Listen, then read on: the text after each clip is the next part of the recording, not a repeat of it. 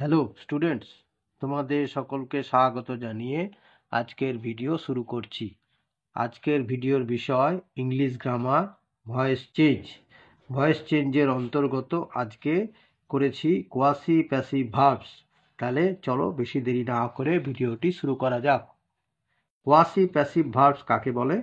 না, কোনো verb active ভয়েসের মতো ব্যবহৃত হলেও প্যাসিভ ভয়েসের অর্থ প্রকাশ করে, ওই সকল ভার্বকে কোয়াসি প্যাসিভ ভার্ব বলে। এই ধরনের ভার্বগুলি হল taste, smell, feel, sell, read ইত্যাদি।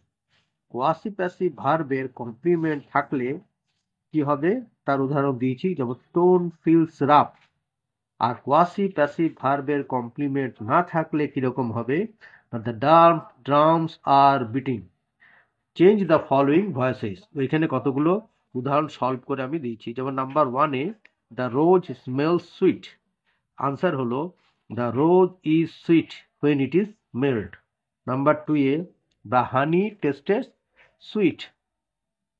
এবারে honey is sweet when it is tasted. Number 3-তে বলা হয়েছে স্টোন ফিলস রাফ। তাহলে stone is rough when it is felled. আচ্ছা, তারপরে পাতায় দেওয়া হয়েছে নাম্বার 4-এ দ্য বেল। এগুলো হচ্ছে উইদাউট কমপ্লিমেন্ট, কমপ্লিমেন্ট ছাড়া কোয়াসি প্যাসিভ ভার্ব। যেমন the bell is ringing. Answer the bell is being rung. Number 5-এ the drums are beating. Answer হলো the drums are being beaten. Number 6-এ the house is building. Answer হলো the house is being build. ঠিক আছে, আচ্ছা।